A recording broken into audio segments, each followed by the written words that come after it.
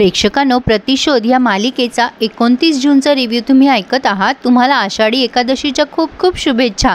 सुरुवातीलाच आपण बघतोय की दिशा खूप खुश आहे, कारण चाळ डेव्हलप करायला पैशांची सोय झाली आहे। आता ह्या ममता दीदी म्हणतात की तू रंगाला सांगितलंस का? दिशा म्हणते आई त्याला सांगायची काही गरज नाही, त्याने सहज म्हटलं होतं। ममता दी म्हणतात नाही बाळा, त्याने पेढे वगैरे वाटले होते, तू त्याच्या कानावर आधी घातलंच पाहिजे।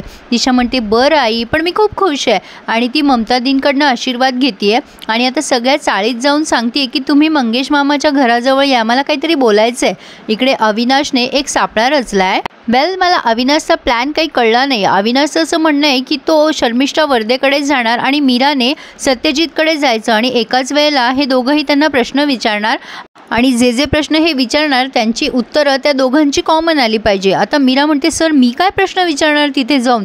आता अविनाश म्हणतो एक काम करा शिर्के, तुम्हाला इयरबड्स माहिती आहेत का? ते घेऊन या बाजारातनं। मी एक इयरबड्स लावतो, तो माझ्या फोनला कनेक्ट असेल आणि मीरा तो तुझ्या फोनला। मी शर्मिष्ठा वर्देला जे प्रश्न विचारेल तेच तू एक्झॅक्टली सत्यजितला विचार। मीरा म्हणते पण कोणाला शंका आली तर?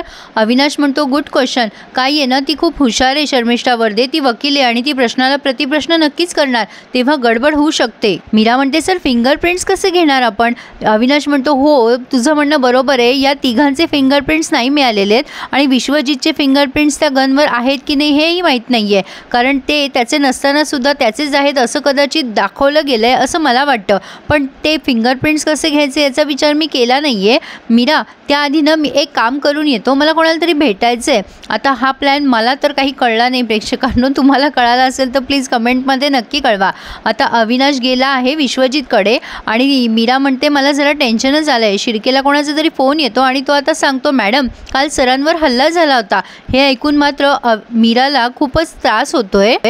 तर आता इकडे शंतनू आलाय आबांकडे आणि त्याने काही शेअर्स आणलेत। आबांना म्हणतोय की यावरती सही हवी आहे फक्त तुमची। आता आबा कोत्याला बाहेर थांबायला सांगतायत। कोत्या बाहेर थांबलाय कारण कोणी आलं तर असं करायला। शंतनू म्हणतोय काही डॉक्युमेंट्सवर सह्या करून द्या, पैसे कोणाच्या अकाउंटवर घ्यायचेत? आबा म्हणतात एक काम कर तू माझ्याच अकाउंटवर घे, टॅक्सेशनचं वगैरे आपण काय ते नंतर बघूयात, चल बाबा पटापटा सह्या करून घेतो मी। आता शंतनू ते सगळे कागदपत्र आबांजवळ ठेवणार, तेवढ्यात बाहेरून कोत्याने खुणवलंय आणि लगेच शंतनू पळत पळत ती बॅग त्या पेपरसहित बाथरूममध्ये ठेवून देतो आणि पुन्हा आबांजवळ येऊन उभं राहतो। तर बोलके आलेला असतो, बोलकेला लक्षच ठेवायला सांगितलं आहे ना आबांवर। बोलके म्हणतो काय शंतनू साहेब, आमचे साहेब नाराज झाले ना, तुम्ही डायरेक्टली इथे आलायत मोठ्या साहेबांना भेटायला म्हणून। आता शंतनू म्हणतो आलोच मी, सांगा साहेबांना। आता लगेच शंतनू ते कागदपत्र आबांना सांगतो सह्या करायला कुठे कुठे करायच्यात आणि कोत्याला सांगतो ही बॅग कागदपत्रांसहित गपचूप माझ्या गाडीत ठेवून दे हे सगळं झाल्यावर।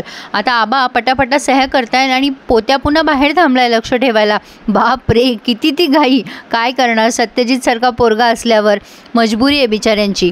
असो आता अविनाश आलाय ममता दींकडे, ममता दी त्याला बस असं म्हणतात। आता शन्नोबी म्हणतात सुवर्णा नाही है आज घर पे। अविनाश म्हणतो मी सुवर्णाला भेटायला आलोच नाहीये। ममताताई म्हणतात चहा टाकू का मग? अविनाश नाही असं म्हणतो, तेव्हा ममता दी थेट त्याला विचारतात की चौकशी करायला आलायस का? अविनाश म्हणतो चौकशी म्हणून नाही पण तसंच काहीतरी समजा आणि शन्नोबीला म्हणतोय मला यांच्याशी एकांतात बोलायचंय। शन्नोबी म्हणतात हरकत नाहीये, मी तशी पण दिशाला बोलवायलाच चालले होते। शन्नोबी गेल्यानंतर अविनाश म्हणतोय त्या दिवशी रात्री जे झालं होतं ते काय झालं हे मला जाणून घ्यायचं आहे, कारण त्या रात्री जो छोटा मुलगा अवी होता तो मी आहे हे तुम्हाला माहिती आहे आणि तुम्ही कोण आहात हे मला माहिती आहे। आता ममतादी म्हणतात काय हवं आहे तुला, कसली चौकशी करायची आहे? आता अविनाशने थेट विचारलंय की मानसी सरनाईकचा खून कसा झाला, त्या रात्री काय झालं होतं? तर आता इथे दिशा दाखवली आहे मध्येच आणि ती खूप खुश आहे आणि चाळीतल्या लोकांना अगदी आनंदाने सांगते की आपण चाळ डेव्हलप करतोय आणि प्रत्येकाला 33% जास्ती जागा मिळणार आहे। ती खूप खुश असते, पण शन्नोबी विचार करतात की तेरी ये खुशी ज़्यादा दिन नहीं टिकने वाली। असो तर शंतनू पोहोचलाय सत्यजितकडे। सत्यजित मस्त झोपलेला असतो, पण आता शंतनू आल्यानंतर तो उठतो आणि म्हणतो काय साहेब आमची नोकरी सोडली का काय? शंतनू म्हणतो सर मी काय मूर्ख नाही आहे तुमची नोकरी सोडायला। सत्यजित म्हणतो मग आमच्या म्हाताऱ्याकडे काय काम असतं तुमचं? शंतनू म्हणतो तसं काही नाही, सहजच म्हणजे काही ऑफिशियल काम आहे। आता हा सत्यजित म्हणतो आमचा म्हातारा खूप हुशार आहे माहिती आहे मला, आजही त्याच्यात धमक आहे दुसरी कंपनी उघडायची, तुम्हाला हाताशी धरून ते तर नाही करत आहे ना? तर आता पुन्हा हा प्रसंग घेतलाय त्यांनी अविनाश आणि ममताताईंचा। आता इथे त्यांनी असं दाखवलंय, रॅदर असं भासवलंय की सगळं काही ममतादींनी सांगितलंय याला, की त्या रात्री काय झालं ते आपल्याला ऐकवण्यात नाही आलंय। अविनाश म्हणतोय त्या रात्री जे काही झालं ते घडवण्यात आलं होतं, ते तुम्ही खून केलेला नाही आहे हे मला माहिती आहे, आणि तो जो लहान मुलगा होता अवी, त्याला गुरुदक्षिणा द्यायची आहे, म्हणजे मला। तुम्ही मला सांगितलं होतं की फक्त डोळ्यांवर विश्वास ठेव, कानांनी जे तुला ऐकू येतं त्यावर विश्वास ठेवू नको। तो ममतादींना नमस्कार करतो आणि म्हणतो मला तुम्हाला गुरुदक्षिणा द्यायची आहे। ममताताई म्हणतात तुम्हाला काय आशीर्वाद देऊ? अविनाश म्हणतो तुम्ही मला आहो जाहो घालू नका, तुम्ही एकेरी आवाज दिला तरी चालेल। ममताताई म्हणतात हरकत नाही आहे, पण तुम्ही ड्युटीवर असताना नाही, तुमच्या डेझिग्नेशनला धक्का नाही पोहोचू द्यायचा आहे मला। अविनाश म्हणतो हो, मला सुद्धा आता प्रतिशोध घ्यायचा आहे तुमच्यावर झालेल्या अन्यायाचा। त्या रात्री जे काही झालं त्या सगळ्या गोष्टींचा मी प्रतिशोध घेणार आहे। म्हणजे काय प्रेक्षकांनो, अविनाश हा ममताताईंना गुरु मानतोय आणि तो खूप इमोशनली अटॅच आहे त्यांच्याशी, असं काहीतरी दिसतंय खरं तर। आता बोलके सत्यजितची मदत करायला जातो तेव्हा सत्यजित त्याच्यावर खेकसतो आणि म्हणतो बोलके माझ्या मदतीला यायचं नाही, पुढच्या वेळेला जर मदत करायचा प्रयत्न जरी केला ना तर गोळ्या झाडीन तुम्हाला। आणि डायरेक्टली विचारतो शंतनूला मला विश्वजित हवा आहे, कसा भेटेल सांग। त्या अविनाश भार्गवला माहिती आहे विश्वजित कुठे येते।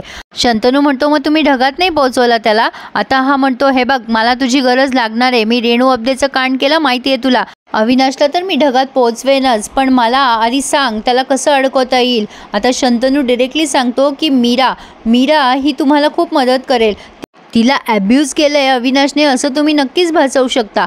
आता हा सत्यजित विचारतो पण ती मला का मदत करेल? त्यावरती शंतनू म्हणतो तुम्ही तिच्या आईसाठी काहीतरी करा, ती तिच्या आईशी खूप इमोशनली अटॅच आहे, कारण तिच्या आईसाठी तिने अजूनही लग्न केलेलं नाही आहे, काहीतरी करा तिच्या आईसाठी, म्हणजे मग ती तुमच्यासाठी काहीतरी करेल। त्यावरती सत्यजित खूप खुश होतो आणि म्हणतो अरे वा, शंतनू वर्दे इज बॅक, आता तो माझ्यासाठी काम करणार आहे, हरकत नाही आहे, मस्त आयडिया दिलीत तुम्ही। आणि आता तो म्हणतो पण लक्षात ठेवायचं आमच्या म्हाताऱ्याशी भेटायचं असेल तर माझ्या परवानगीशिवाय भेटायचं नाही, फक्त बोलके आणि पोत्याच त्यांना भेटू शकतो।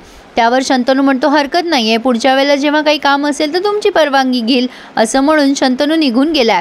सत्यजित बोलकेला म्हणतो लक्ष ठेवा बोलके यावरती, याच्यात आणि माझ्या म्हाताऱ्यात काहीतरी मोठं शिस्त आहे, मला एका मोठ्या माणसाकडनं ही खबर मिळाली। आता हे शर्मिष्ठाने याचे कान भरलेत प्रेक्षकांनो। असो, आता शन्नोबी सांगते की दिशा किती खुश होती, आता ममतादींचं मात्र लक्षच नाही आहे याकडे। शन्नोबी म्हणतात क्या हुआ रे ममता, किस बात को सोच रही है। आता ममतादी अविनाशने जे काय सांगितलं ते शन्नोबीला सांगतायत की अविनाशला प्रतिशोध घ्यायचा आहे आणि तो मला गुरु मानतो वगैरे वगैरे। तो छोटा मुलगा होता ना अवी, तोच हा अगं अविनाश। त्यावर शन्नोबी म्हणतात अरे पर उसको अब उस रात से क्या लेना देना, उसको बोल रात गई बात गई, अगर वो कुछ करने जाएगा ना तो आज जो हो रहा है ना वो नहीं होगा और उल्टा हो जाएगा। आता ह्या ममताताई विचारतात काय झालं आज? आता ह्या सांगतात की दिशा कशी खुश होती वगैरे वगैरे। आता यांना दिशाच्या आनंदावर विरजन घालायचं नाही आहे, पण ते ये ना ते ना त्या प्रकारे ना काही होणारच आहे, हे आपल्याला माहितीच आहे प्रेक्षकांनो। इथे आता हा रिव्ह्यू पूर्ण होतोय। पुढे आपण बघतोय की दिशा सांगते तिला हे सगळं चमत्कारच वाटतोय की शंतनूचं तिच्या आयुष्यात येणं, मोदक आजोबाने फायनान्स करणं एक्सेट्रा एक्सेट्रा। तर आता शर्मिष्ठाने पुन्हा एकदा फोन केला आहे ममताला आणि धमकवतीये की तिला सांग चाळबेल डेव्हलप करायच्या धंद्यात पडू नकोस म्हणून, आणि तू माझ्या शंतनूचा आणि तुझ्या त्या दिशाचा लग्न मोडायचं आहेस। आता हे सगळं शंतनूने ऐकले, शर्मिष्ठा जे काही बोलते ते, आणि त्याचे चेहऱ्याचे भाव बदललेत असं काही दिसतंय। तर प्रेक्षकांनो तुम्हाला काय वाटतं, खरंच शंतनूला कळेल शर्मिष्ठाचं सत्य काय आहे? मला तरी असं वाटतं हे काहीतरी भासवलं जातंय, पण तुम्हाला काय वाटतं मला नक्की कमेंट करून कळवा, आणि रिव्ह्यू आवडल्यास लाईक करायला विसरू नका आणि आपलं चॅनल सबस्क्राईब करायला सुद्धा। So please subscribe my channel and enjoy my all reviews. धन्यवाद।